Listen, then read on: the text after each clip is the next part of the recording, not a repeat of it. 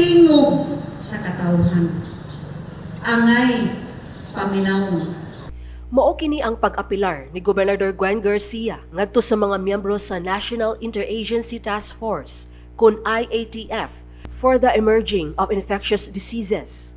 Gisulti kini sa gobernador pipila ka oras human napahigayon ang special session sa Junta Probinsyal diin hangyo ang mga bukal sa IATF nga ikonsiderar niini ang pag-divert sa international flights paingon sa Sugbo ngadto na sa Manila. Niadtong Domingo, Hunyo 13, nahibalik na hinuon sa Mactan Cebu International Airport kon MCIA ang international flights nga makaduha ng gibalhin sa Malacañang nga adto palandingon sa Manila nga airport. Sa pagkakaron, wala na muluwat og laing kamanduan ang Malacañang nga ibalhin ang international flights ngadto sa Manila.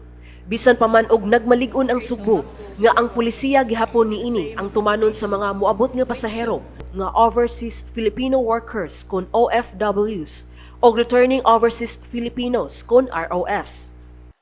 Ato sa Caravan of Services nga gipahigayon sa Tercero Distrito dito sa lungsod sa Pinamungahan ni adtong Hunyo 11. Gipahimug-atan ni Gobernador Garcia nga bisan niining tanan nga pag-uyog nga gihimo sa IATF, barugan sa Sugbo ang pulisiya niini. Kaya niya kita sa katarungan. Aniya kita nagasubay sa balaod ug sayod ako. Adunay mas dakong gahom, mas makagagahom labaw sa tanan nga niya sa yuta. Ang labaw makagagahom kanunay gayon. Magpaluyo sa katarungan, hustisya ug unsay eksakto. Daghan ng OFWs ug ROFs ang nitingog ug nipadayag sa ilang mga sentimento batok sa mga mando sa IATF nga mopaubos sila og napulo ka adlaw nga pagkwarantina sulod sa hotel ug sa pagbalhin sa international flights dito sa Manila inay diretso dinhi sa MCIA. Gipadayag sa gobernador nga sa 11 ka bulan nga ubos sa Modified General Community Quarantine angay na nga mo-graduate ang Sugbo sa gitawag nga new normal.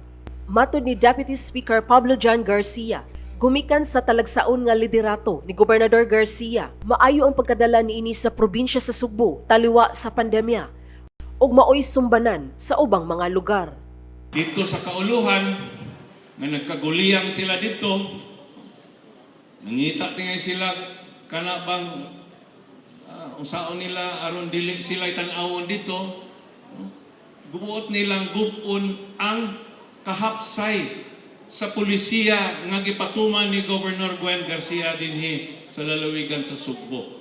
Sa pagkakaron, siyam na ka mga senador ang nitingog ug nipaluyo sa pulisiya sa probinsya sa Sugbo, kalabot sa OFWs ug ROFs. Sheila Gravinez, Balita sa Sugbo.